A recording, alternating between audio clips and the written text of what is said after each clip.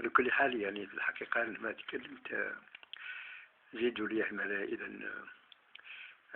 l'enregistrement concernant toujours la lettre ouverte adressée à la jeunesse mondiale, particulièrement la jeunesse estudiantine.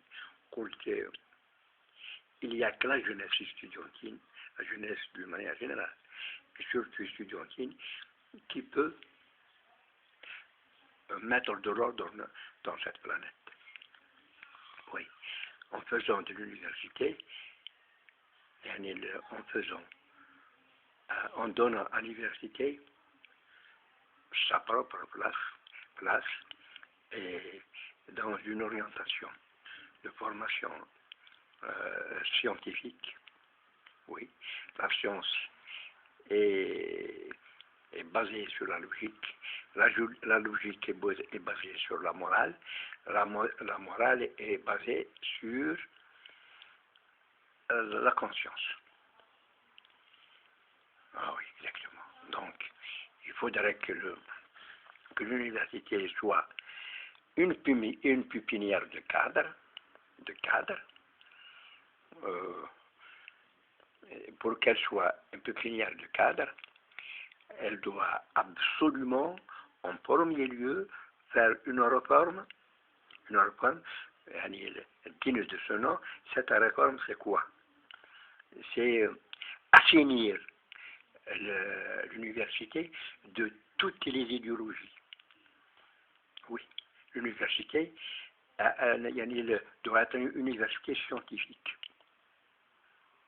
basée sur la logique sur la morale sur la conscience, et la conscience, c'est là, lorsque la conscience devient l'autorité suprême de chacun, alors la science est la seule habilité à donner des jugements. Oui. J'ai dit que c'était l'université d'abord, je l'ai dit, je le répète souvent,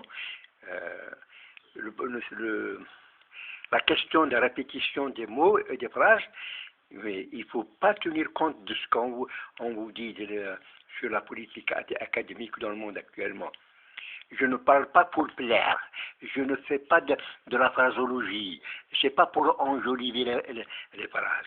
تجميل الجمل لا، الإنسان يتكلم كلام حوار باش الإنسان يجيب فايدة. Chaque répétition d'un mot quelconque, d'une phrase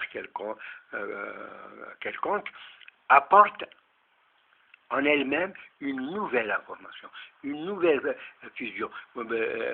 vision. Donc, les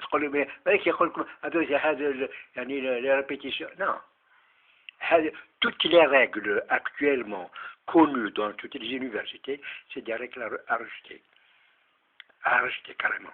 Il faut assainir l'université, assainir l'esprit par l'assainissement des expressions. Alors l'université, comme je l'ai dit, je le répète, il faudrait que toutes les universités, il va faire en sorte d'abolir toutes sortes de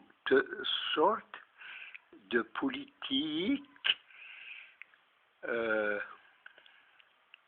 comme c'est déjà fait depuis des siècles, comme c'est déjà appliqué par l'UNESCO, qui a trahi la confiance de l'humanité. Oui,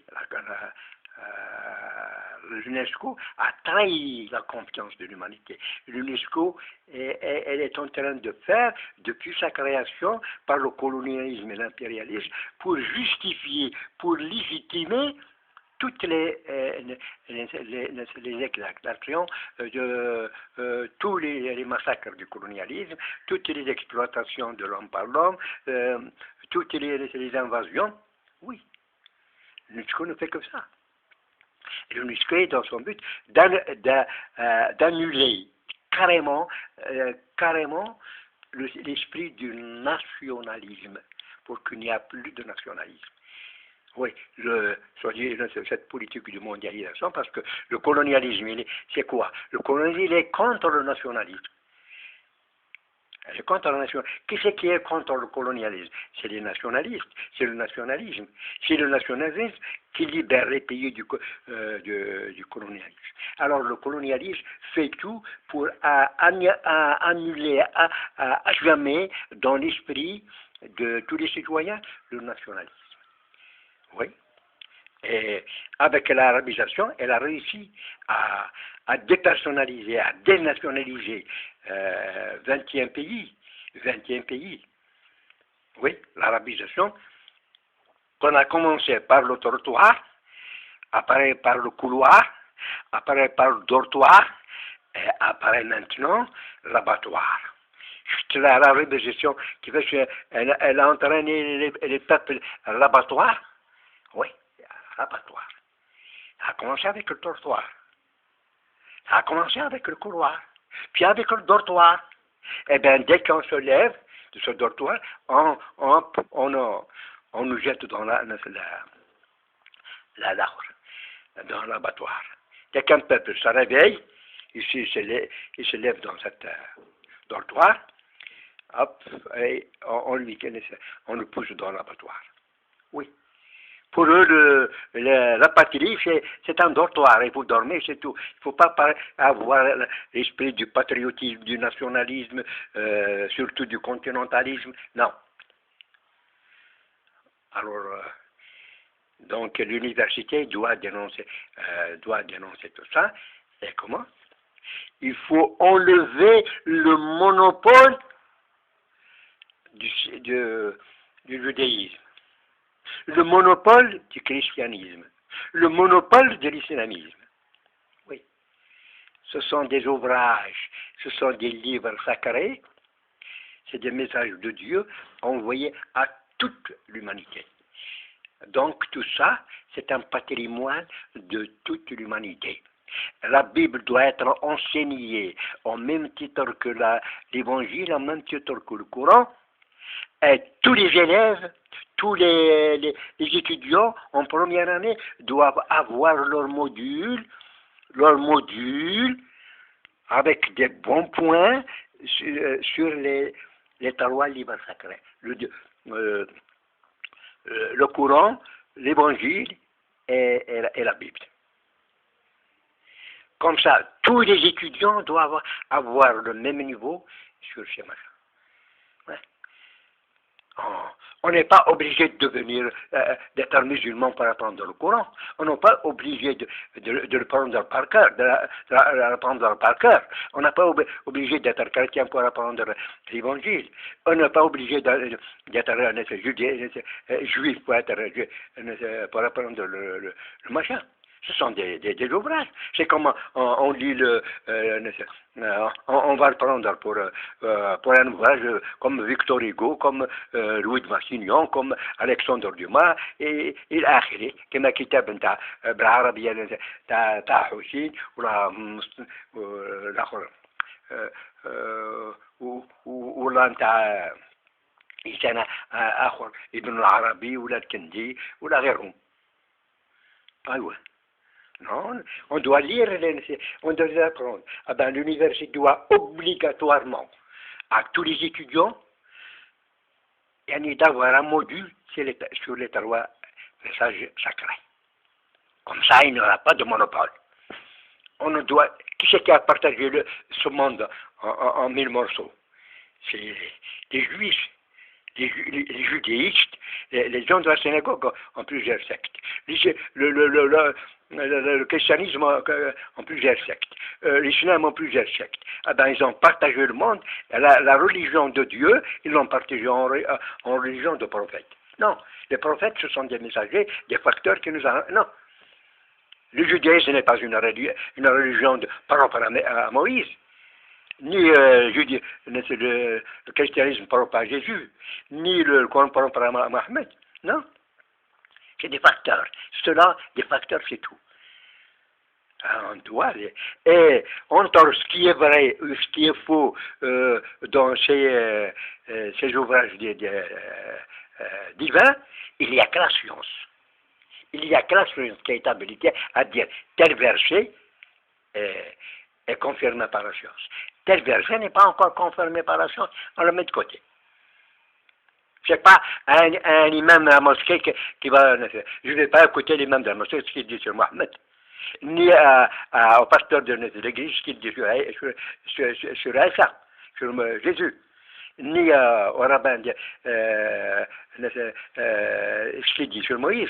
Déjà, sur leur propre, disons, prophète, ils disent pas la vérité.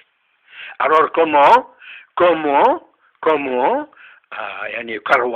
un rabbin ce qu'il dit sur Jésus ou là sur Moïse?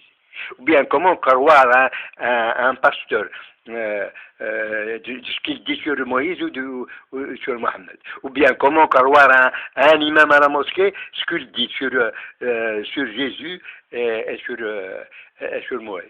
Déjà, sur leur propre prophète, qu'ils faisaient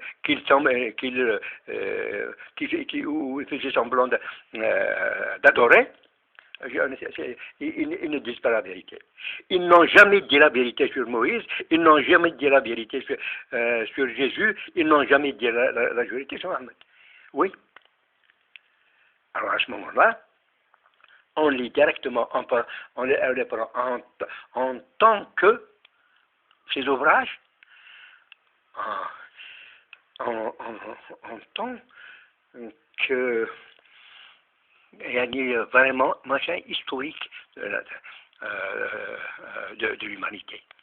En tant que, oui, en tant que produit historique de l'humanité qui appartient à toute l'humanité. Okay. On va pour que nos jeunes générations vont se libérer de ce grand monopole, de ces gens qui ont fait des prophètes, des petits ligues, des clubs, ouais, un club de Moïse, un club de Jésus et un club de Mohammed. Et ils sont créés des sectes même au sein de chaque religion. Alors ils ont empoisonné la foi. Ils ont empoisonné la foi. Oui, la foi des judaïstes, la foi des christianistes et la foi des musulmans. On voit ce qui se passe. On a vécu, on a fait ce qu'a fait la croisade, on a fait ce que fait Maïsouma Belfoutuhat Islamia. Il est au Minhada, on voit ce que fait les gens au nom de la religion. Alors donc, l'islam appartient à tout le monde, le judaïsme appartient à tout le monde, le christianisme appartient à tout le monde. Et là, l'étudiant sera bien doté, il va nourrir sa morale, sa conscience, et il va être au service de la science, et la science au service de l'humanité. Vous voyez, le nationalisme doit être fondé sur le continentalisme, comme c'est dans la politique de la nation amazigh. Le continentalisme. Oui. Ya Machar Taraban, ô les étudiants, la citation du grand roi Massinissa, le grand roi de la Grande Numidie, Massinissa disait en 150 avant Jésus-Christ, l'Afrique aux Africains. Oui, il a interpellé les peuples dans le monde contre l'existence, contre l'apparition du colonialisme. Parce que le colonialisme et l'impérialisme, c'est toujours intercontinental. Donc il faut fermer les portes des continents contre toute invasion. Soit cette invasion, qu'elle soit militaire ou qu'il soit idéologique. Pas d'idéologie. Le mot idée vient d'une idée d'une personne, ça devient non. Il n'y a que la science, il n'y a que la logique et la morale sous l'autorité de la conscience qui doivent être, qui doivent être respectées. Il n'y a que cela. On ne doit pas accepter une autorité autre que celle de la conscience. Le service d'ordre, c'est la morale qui assure le service d'ordre. C'est la morale qui assure le service d'ordre. On a vécu, nos ancêtres, en tant que nation amazigh, nos ancêtres ont vécu cette autorité, l'unique autorité qui ont mis de l'ordre public, c'est la morale. On ne connaissait pas qu'est-ce que c'est que la police, la gendarmerie, le service de sécurité. Non. La morale. Donc, il faut remoraliser l'humanité. Et pour remoraliser l'université. Donc, actuellement en Algérie, cette année, nous pensons quand même, la récupération du nationalisme doit se faire d'abord, c'est pour nous libérer d'abord du colonialisme. Et de sa politique. C'est fait en réalité, apparemment, c'est fait. Mais pour récupérer la personne, l'identité des nations, de chaque nation, il faut absolument combattre, condamner sévèrement toute la pensée qui fait de l'amalgame, de l'incompréhension sur le mot identité. Des gens qui disent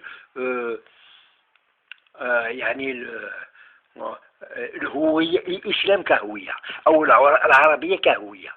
Il faut les condamner, il faut les juger, il faut les affronter poliment devant les médias, pour les médias, là, pour arriver d'abord à assainir le langage. Pour assainir l'esprit, il faut assainir le langage. Pour assainir le langage, il faut assainir les expressions. Au lieu de dire le monde arabe, on ne va pas dire le monde arabe. On va dire l'arabophonie. Comment on dit la francophonie, l'anglophonie. Lorsqu'on voit dernièrement le dernier congrès international de la francophonie, il y avait l'Arabie saoudite elle-même a demandé son adhésion. L'Arabie saoudite a demandé son adhésion à la francophonie. Comment nous on va se dire nous sommes arabes? Comment ça? Les Arabes eux-mêmes, les véritables Arabes, veulent adhérer à la francophonie. Nous sommes des Amazirs, on tient de fond de l'arabophonie, l'arabisme. Mais vraiment, mais est-ce que ce n'est pas vraiment, ce n'est pas dans le sens de l'imbécilité, cette politique? Cette politique n'est pas une politique d'idiotie.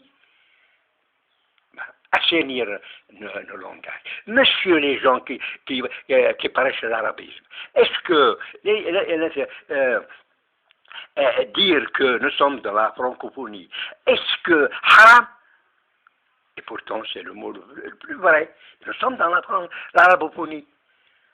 Comme les gens sont dans la francophonie et l'anglophonie. Et pourquoi dire que nous sommes arabes?